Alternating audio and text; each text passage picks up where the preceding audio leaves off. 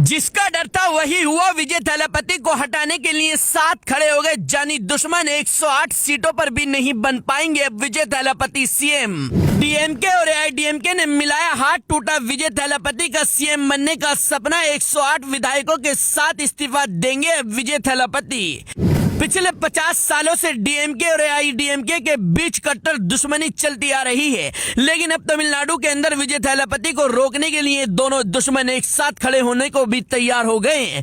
पहली बार में ही पार्टी बनाकर विजय थलापति ने तमिलनाडु की राजनीति में 108 सीटें हासिल करके इतिहास रच दिया।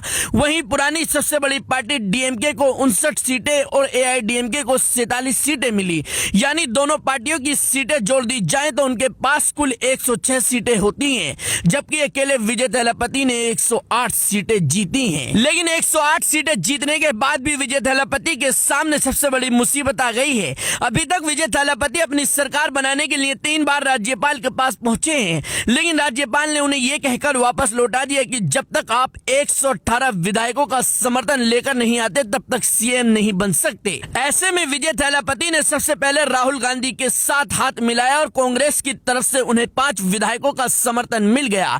इसके बाद विजय थलापति के पास अब 113 सीटें हो चुकी हैं और उन्हें सरकार बनाने के लिए अभी भी 5 सीटों की जरूरत है। लेकिन दूसरी तरफ डीएमके और एआईडीएमके अपने विधायकों को लेकर फरार है। विजय थलापति उनके विधायकों से बात करना चाह रहे हैं, उनका समर्थन पाना चाह रहे हैं, लेकिन कोई भी विधायक विजय थलापति से कॉन्टेक्ट नहीं कर रहा है।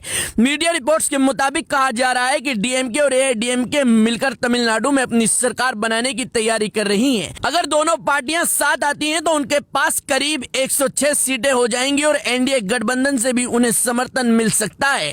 फिर इसके बाद दोनों पार्टियों को सिर्फ 11 विधायकों की जरूरत रहेगी, यानी 50 साल पुराने दुश्मन अब विजय थलापति को रोकने के लिए एक होने को तैयार हैं। ये खबर सामने आते ही विजय थलापति ने सबसे बड़ा ऐलान कर दिया। विजय ने कहा अगर उन्हें सरकार बनाने से रोका गया तो वो अपने 108 विधायकों के साथ इस्तीफा दे देंगे। अब सवाल ये है कि अगर विजय थलापति और उनके विधायक इस्तीफा दे देते हैं तो तमिलनाडु की राजनीति में क्या होगा। दरअसल इतिहास गवाह है कि जब भी बड़ी संख्या में विधायकों ने इस्तीफा दिया है वहां दोबारा चुनाव की स्थिति बनी है, यानी अगर विजय थलापति अपने विधायकों के साथ इस्तीफा देते हैं तो तमिलनाडु में दोबारा चुनाव हो सकता है। और अगर दोबारा चुनाव हुआ तो माना जा रहा है कि जनता का सहानुभूति वोट पूरी तरह इस बार विजय थलापति के पक्ष में जाएगा, क्योंकि इस वक्त तमिलनाडु की जनता सिर्फ विजय थलापति को सीएम की कुर्सी पर देखना चाहती है। अब सबसे बड़ा सवाल यही है कि विजय थलापति को रोकने के लिए 50 साल पुराने दुश्मन डीएमके और एआईडीएमके आखिर क्यों साथ आ रहे हैं।